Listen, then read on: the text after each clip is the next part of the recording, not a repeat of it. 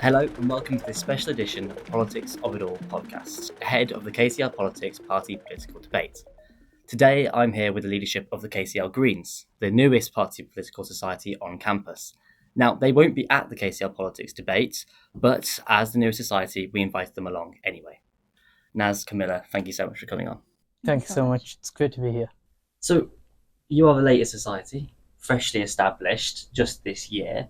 How has the process been going for you, and why do you believe that Kings needs a Green Party society? Yeah, so I started the Green Party Society mainly because coming up to the election, or actually a couple of years ago, I was just reading through the manifestos. I mean, I saw myself as a Labour voter, even though I didn't feel completely aligned with them. So I just thought I'd learn what the other parties have to offer. I found that I really resonate with the policies on the Green Party manifesto, like strongly. And more importantly, I felt that a lot of my friends would really resonate with them too.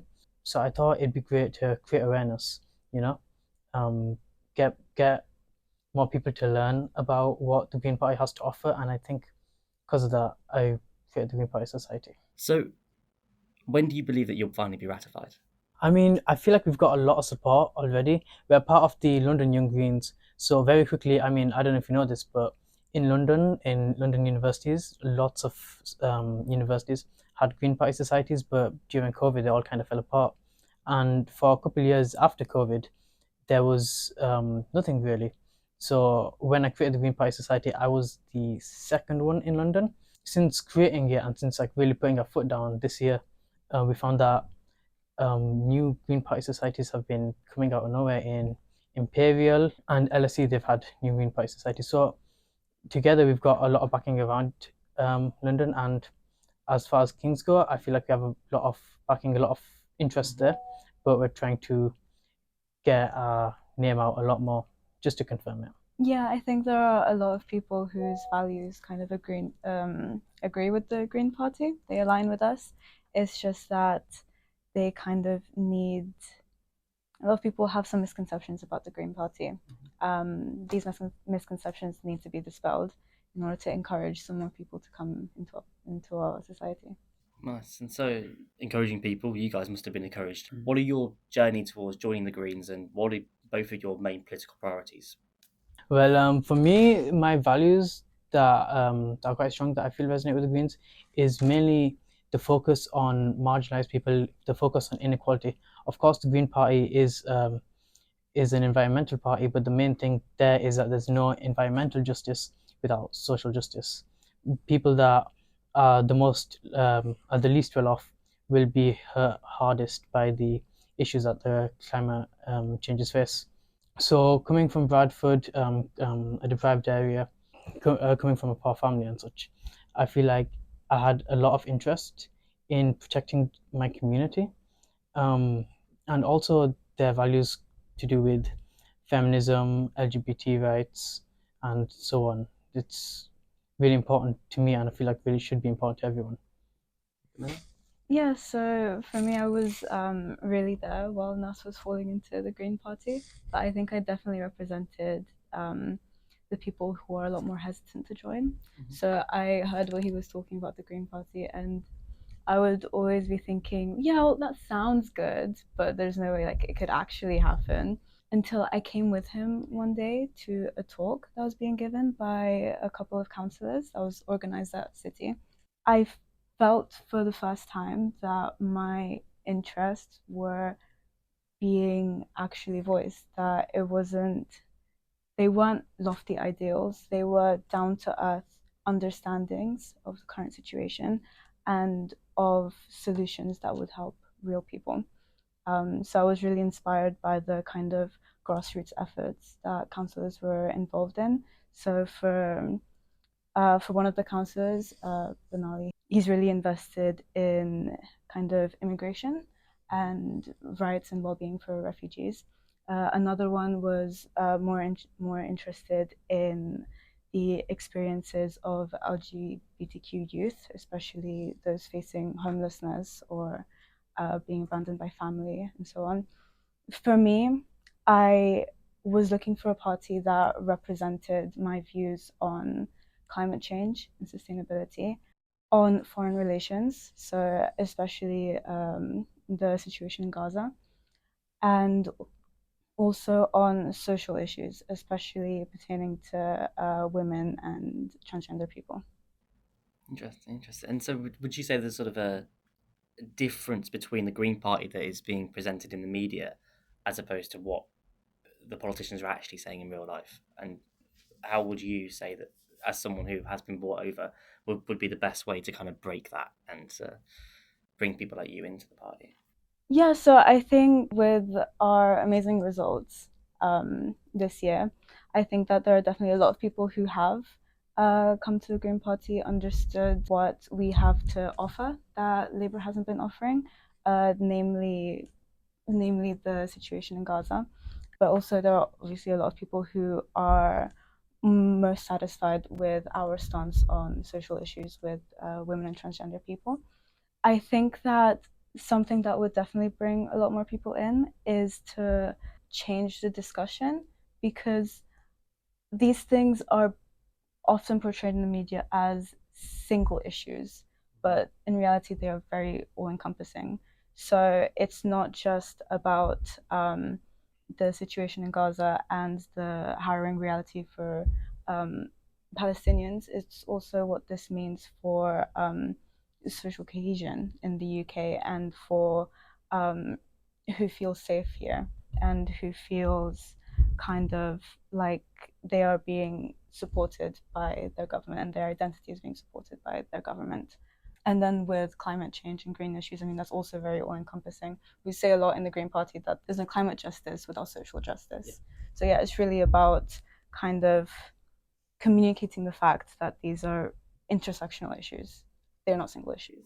Interesting. So it's quite a complex argument, but something that it might be hard to get over to people. I just thought this podcast will be coming out during the week of the climate conference, COP29, to be held in Baku, in Azerbaijan.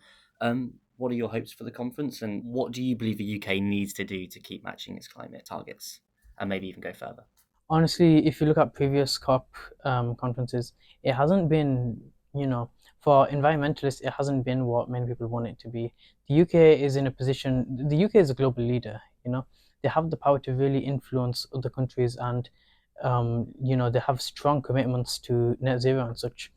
But there's more that could be done, And if you look at COP, I think a range of important countries, large countries that could really influence other countries, um, aren't making it. So I feel like for COP to really show results, there needs to be a press on Sir Keir Starmer to really take some leadership there and to push the other countries um, into stronger environmental agreements.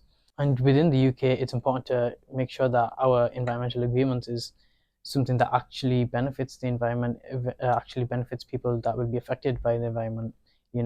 Like, for example, we often use tax credits and such for ways to pollute the environment and then unpollute it, and it's not it's like a workaround. Yeah. So green councillors and MPs and such are really pushing on real holistic ways to challenge the issues going on with the environment. That's more of a sort of structural problem, maybe. Yeah, definitely. I think there were some good things to come out of the last COP. So like, there was increased funding for countries hit by climate-related disasters. There's the explicit intention to stay at the 1.5 degrees. Yeah, but the problem is that I don't look too impressed with that. Yeah, I mean, the 1.5. One thing saying it, one thing doing it. I think the 1.5 thing has been breached. My point is that these are just intentions and plasters on the wounds. They're not sufficiently interventionist. I think the goal needs to be a framework that is binding accountability, that acknowledges the uneven responsibility and impact faced by different countries. The UK has a really important responsibility in uplifting the voices of smaller nations in COP, because they're being very disproportionately affected. Yeah. And I don't think it's enough to just provide funding when they are hit by climate disasters, it's important for the UK to actively participate in preventing those disasters. To sort of go back to the election, the Greens did really well.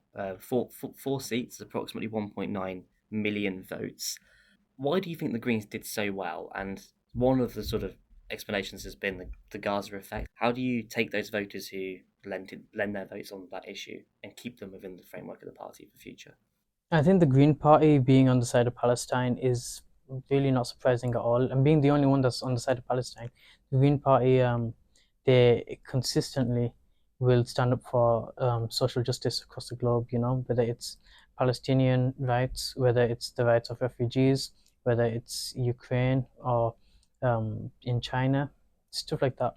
Whatever happens, I think me personally, I could really trust the Green Party to be on the side of the oppressed, you know. So I think it's not just about Gaza. I think it's a much larger conversation about justice, and I think the Green Party will retain people who support justice, you know, that will support Palestine. Yeah, I completely agree. At a recent event, one of your spokespersons claimed your strategy to be the UKIP of the left, sort of trying to drag Labour leftwards by threatening them in many seats, maybe due to the pro-Palestinian vote, maybe on other issues as well. How do you see that working out? Do you think that is the most effective strategy in first past the post? Yeah, historically, it's made loads of great changes. If you look at things that Sadiq Khan has done in London, for example, such as keeping such as freezing TFL prices in the past few years due to when cost of living was so difficult. It was a lot of the Green London Assembly members that had helped him do that. We pushed him to it, you know, keeping the hopper fare as well, for example. I mean, this is stuff that affects people on a day-to-day basis, you know. Using the buses, the Green Party has managed to hold Sadiq Khan accountable for that, and that's because we've got a pretty strong presence in London.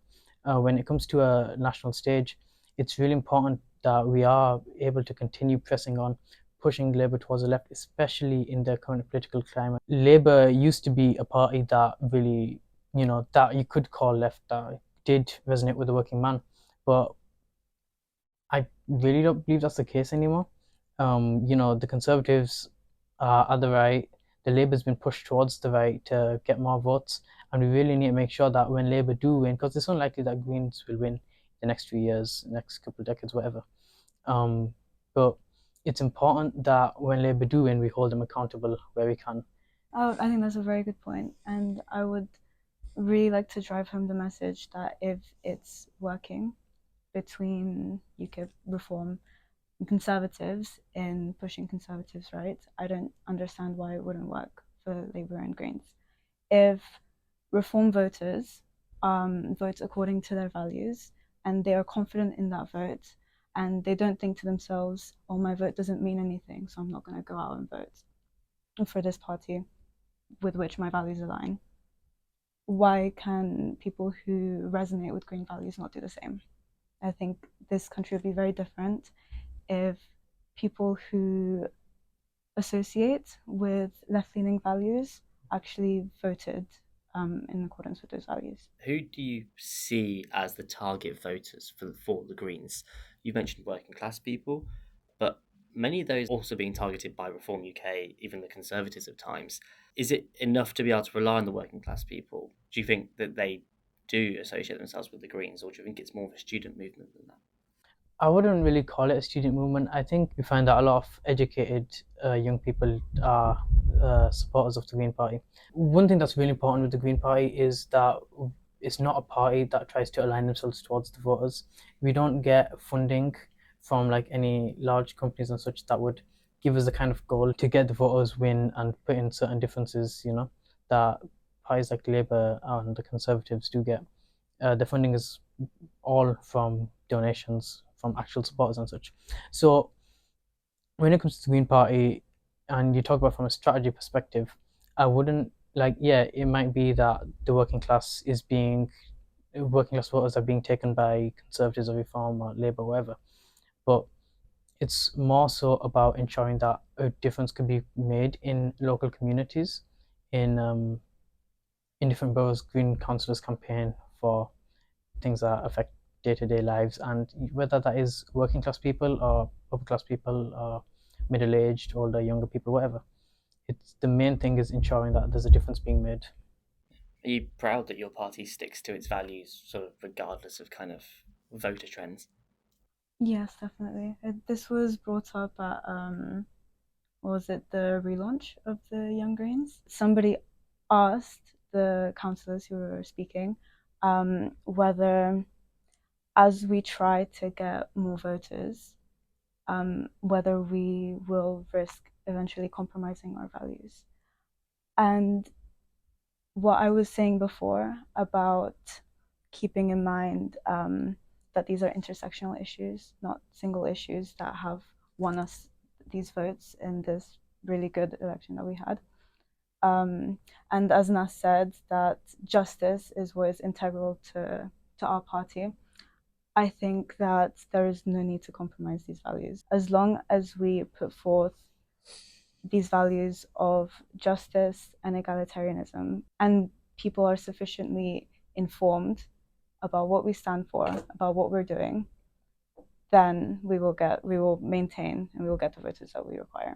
Great confidence. I suppose, okay, you don't need to compromise on values, but would you ever need to compromise on language used? Carla Denyer recently called President-elect Donald Trump a dangerous bigot, bully, and liar. What do you think of these comments? And are these comments and that kind of language going to be able to maintain if the Green Party does have ambitions of power? We've seen David Lammy, the Foreign Secretary, be called out and sort of massively condemned for what he said about Trump in 2017 because it hurts the special relationship between the UK and the USA.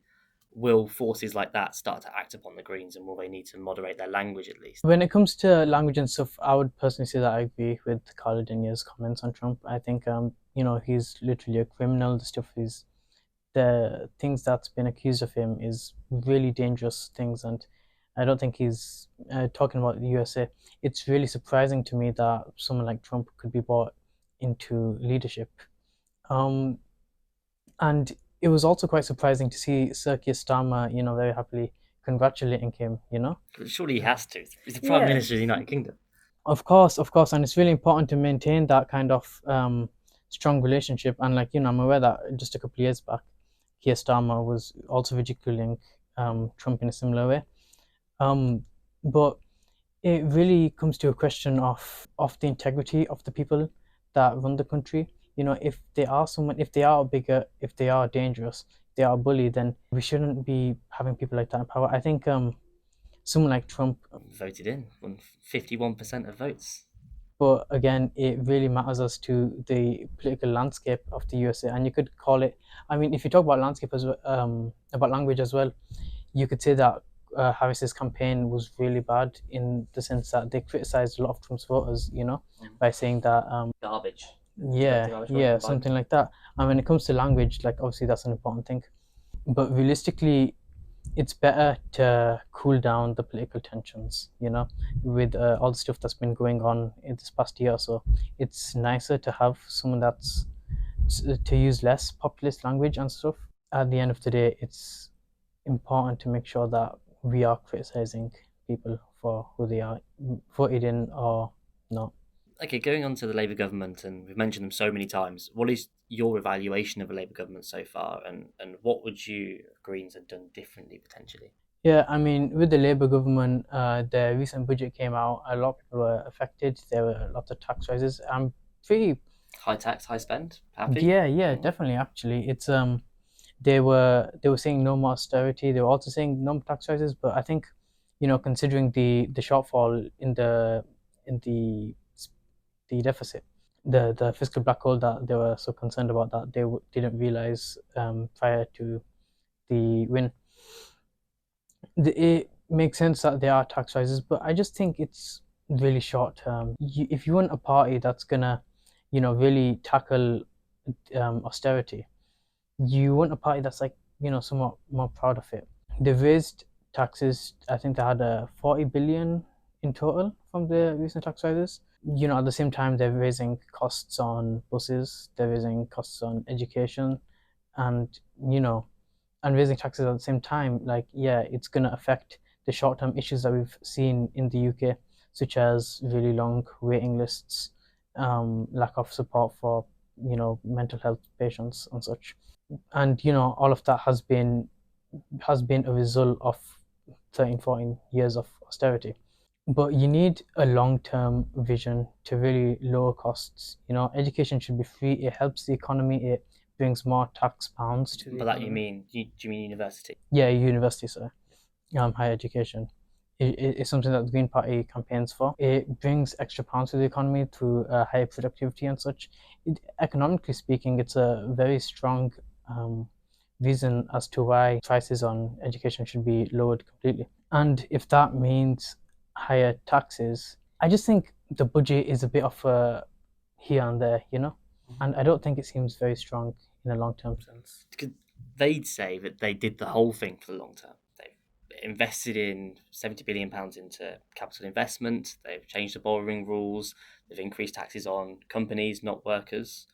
That's what they say. Of course, it might eventually hurt employment. And what for you would constitute a more structurally sound long-term vision? Is that nationalisation? Is it free university you've mentioned? Where should they go further? Yeah, it is things such as nationalisation of a university, ensuring that there's a government that serves people, as opposed to letting companies, like, you could increase the regulations on companies, but it's the way we frame the economy, it's the way we do things. It should be based on, as opposed to growth, though? Sorry? Is that how we get growth?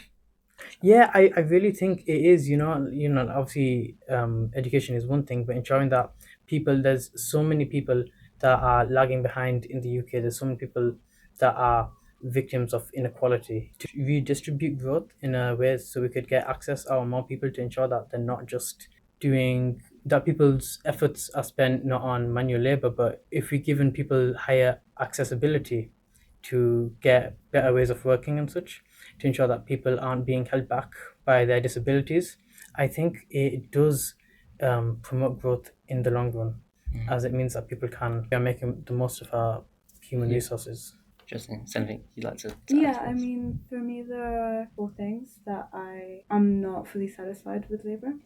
The first one is the Green Party would like to see a nationalisation of services, of water, of energy, of railways, to bring this into public ownership. And I think this is the best way to combat massively rising unaffordable prices for people. These are things that should be owned by people because they are for us. I don't think there is a justifiable reason to have these in the hands of private companies who can do as they please, spill sewage into waters as they please. The second issue is Palestine. I think that I'm not satisfied with how Labour is treating the situation in Gaza. Only the Labour Party fully supports the accountability of Israel for its actions. Thirdly, is the climate issue. Obviously, the Green Party is kind of like our thing, but with Labour specifically, they've just walked back on many promises around climate change, and I don't think that's surprising when the leader has been receiving donations from people in tax havens with shares in fossil fuels. And the fourth issue is definitely social issues, namely transgender issues. I feel like the Labour Party has allowed it to get too far as a cultural war issue. I feel like it panders to the language of the right. It doesn't necessarily try and rectify the kind of degeneration that we're seeing into fear around trans people. To finish up, could you sum up the other parties in 3 words? I would just say right wing, alt right, and fascist. I don't think there's a real left representation in the UK. That's what we're here to offer. Okay. Yeah. I'm not sure. Fine. Thank you so much for coming on, Naz. Thank you for coming on, Claire. Thank you so much. Thanks so much. It's really great to be here. Thank you.